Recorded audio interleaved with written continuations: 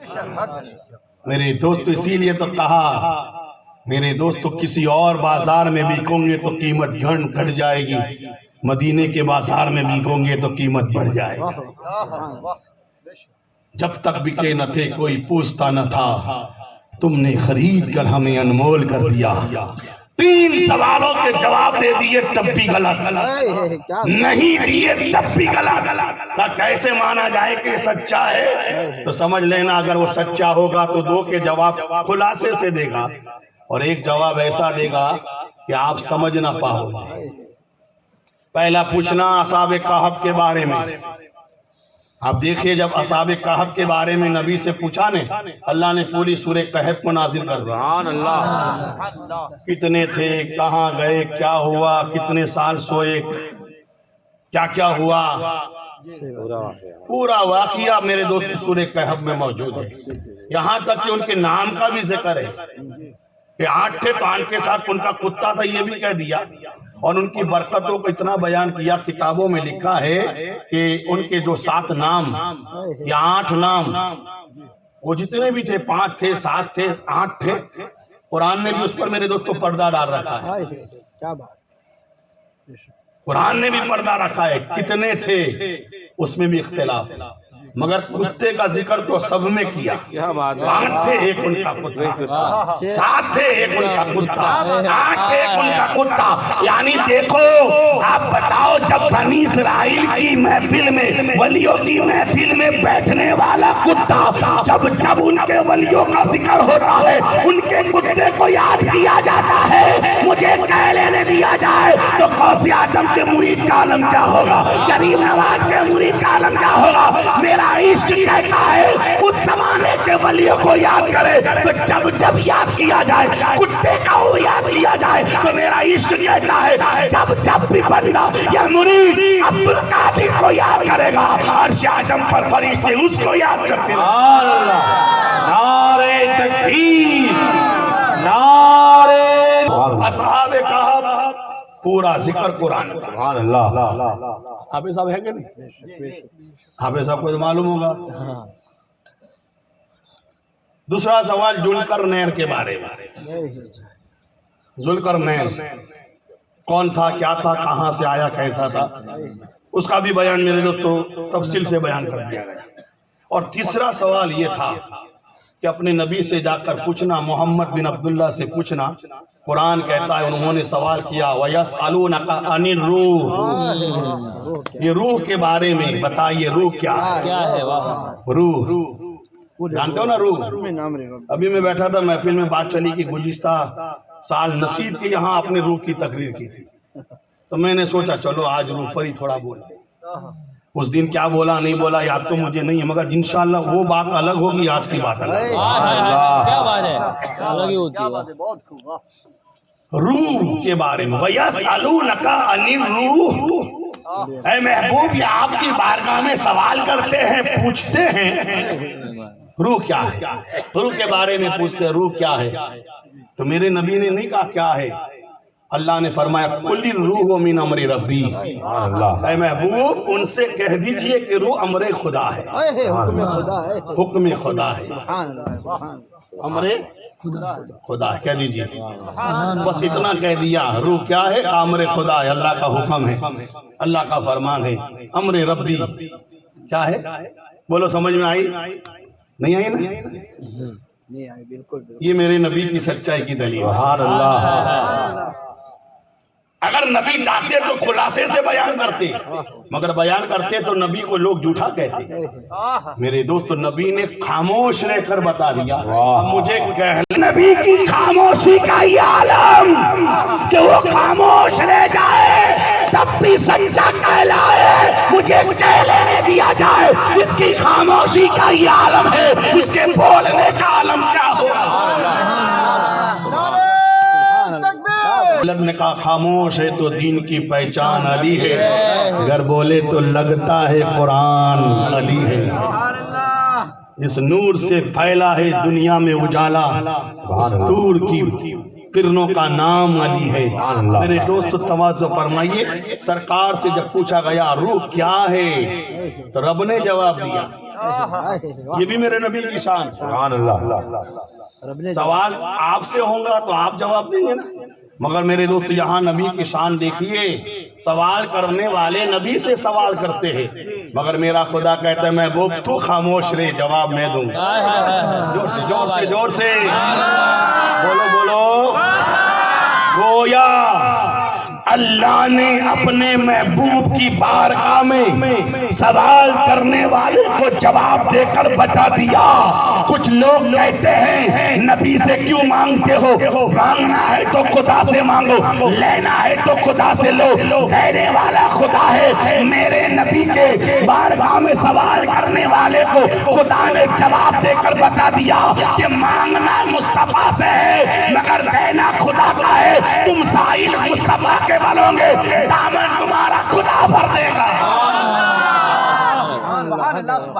اسی لیے تو کہا وہی رب ہے جس نے تجھ کو ہمدن کرم بنایا, ہمیں بھیک مانگنے کو تیرا راستہ بتایا. تجھے حمد ہے خدایا, تجھے حمد ہے. قل الامر قل الروح من امر ربی. روح کیا ہے؟ کہ یہ امر رب ہے. اب اس کو تھوڑا سمجھا دوں. امر خدا. میرے دوستو اللہ نے ہمارے جسم کو اور ہماری روح کو جمع کیا تب ہم انسان بنے. جب تک جسم اور روح ایک جگہ نہیں ہوتی نا, ہمارے جسم کو کوئی انسان نہیں کہتا. سمجھ میں آئی بات؟ ہم انسان کب کہلاتے ہیں؟ جسم اور روح ہمارے ساتھ ہو. یعنی دو چیز کے مرکب کا نام انسان ہے, جسم اور روح. جو بھی انسان ہے اس میں روح بھی ہوگی اور جسم بھی ہوگا. کہہ دیجیے اللہ نے ہم کو دو چیزوں سے بنایا. ایک ہے جسم اور ایک ہے بولو.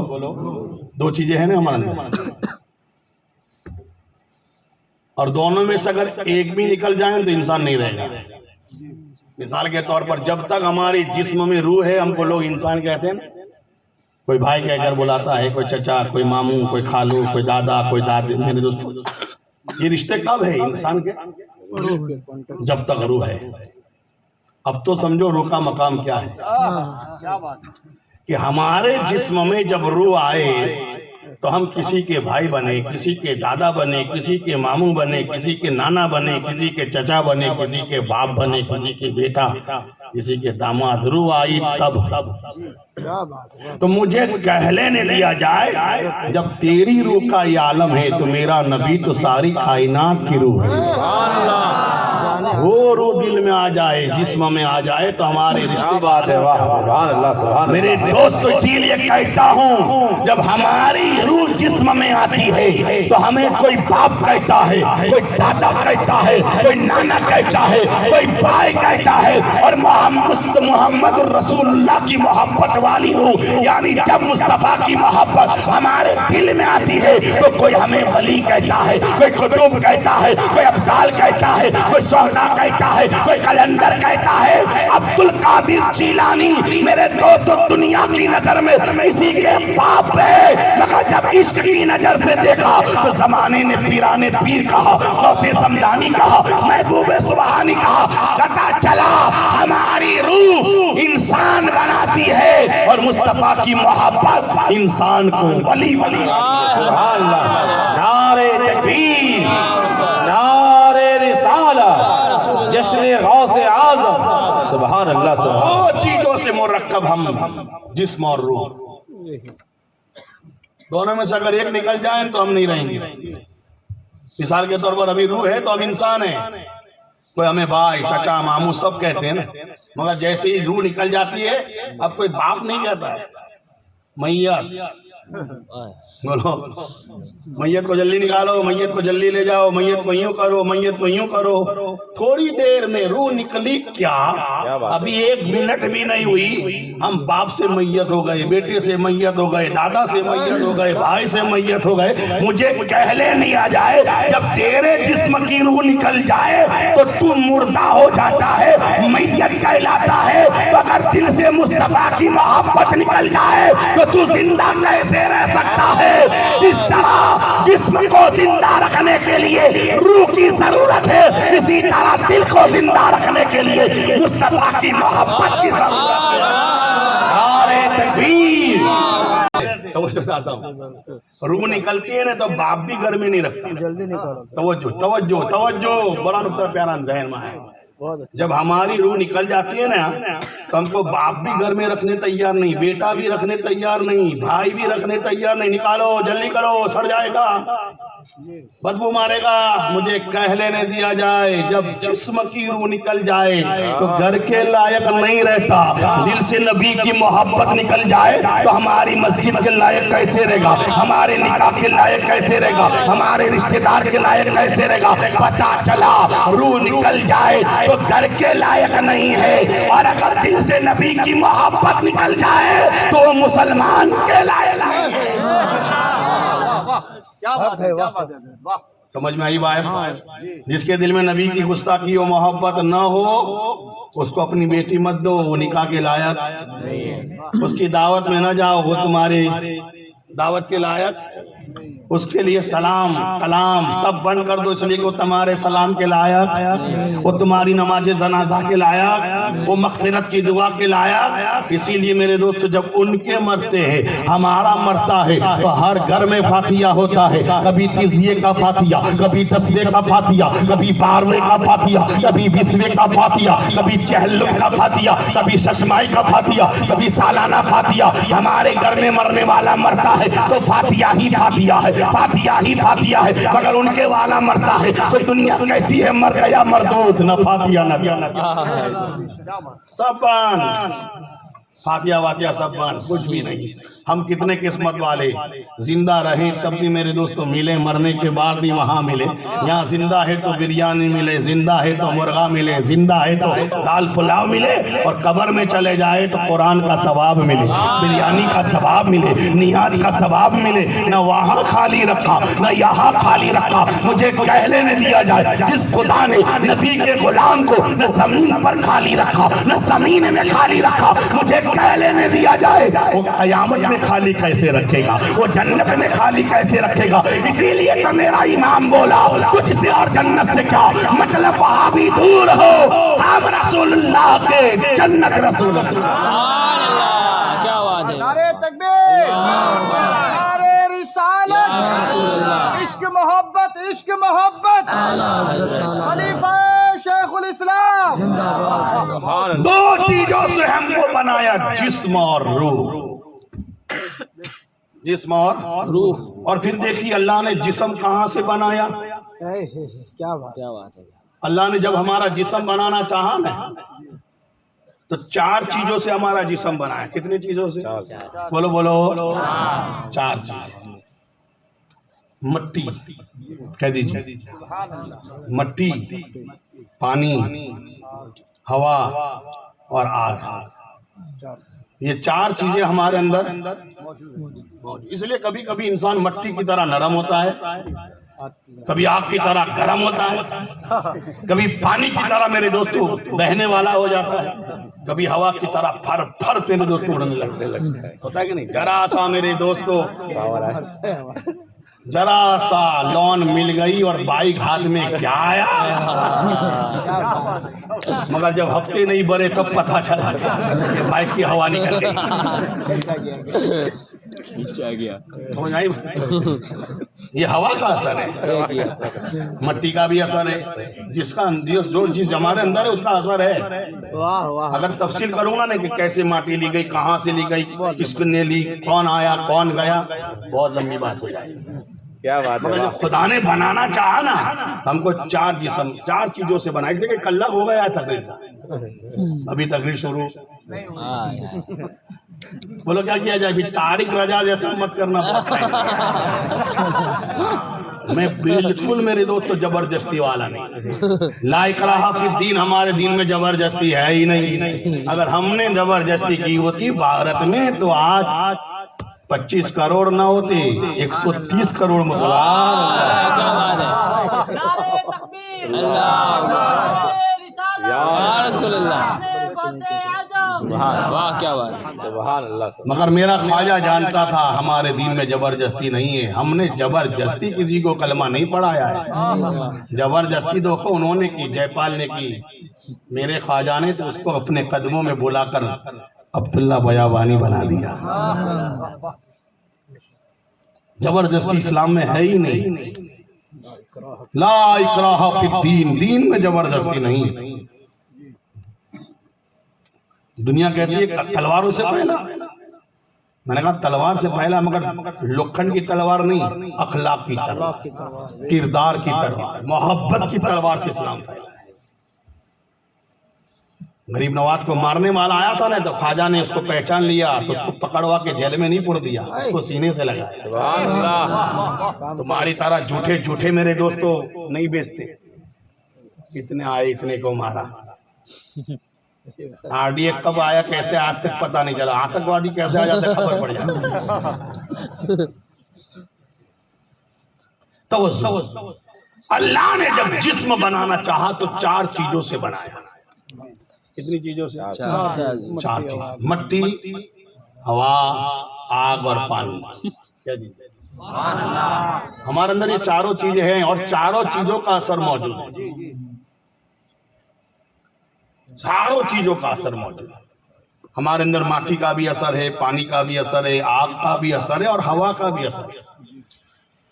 مگر جسم جب بنایا تو خدا نے زمین کی چیزوں سے بنایا.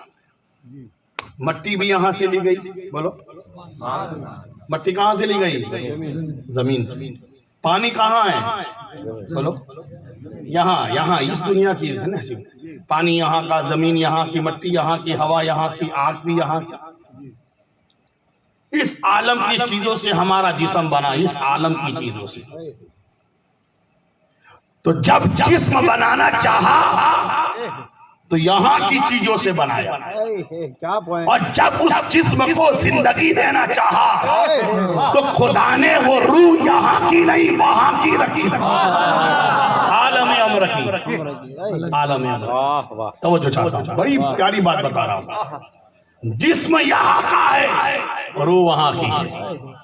اس لیے مرنے کے بعد جسم یہاں رہ جاتا ہے، روح وہاں چلی جاتی ہے.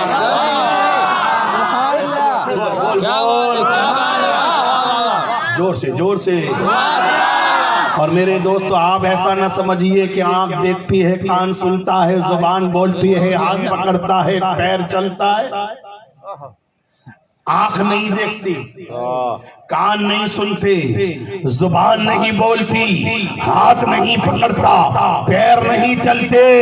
یہ آنکھ نہیں، آنکھ کے پیچھے روح دیکھتی ہے. کان نہیں، کان کے پیچھے میرے دوست روح سنتی ہے. زبان نہیں، زبان کے پردے میں روح بولتی ہے. ہاتھ نہیں، یہ روح کی طاقت پکڑتی ہے. پتا چلا یہ دیکھنا آنکھوں کا پاور نہیں، یہ سننا کانوں کا پاور نہیں، یہ پکڑنا ہاتھ کا پاور نہیں، یہ چلنا پیروں کا پاور نہیں. یہ جو بھی پاور ہے اپنی روح کا ہے، ہماری روح کا ہے. جب تک جسم میں روح ہے، آنکھ دیکھتی ہے، کان سنتا ہے، زبان بولتی ہے، ہاتھ پکڑتا ہے، پیر چلتا ہے. مگر جیسے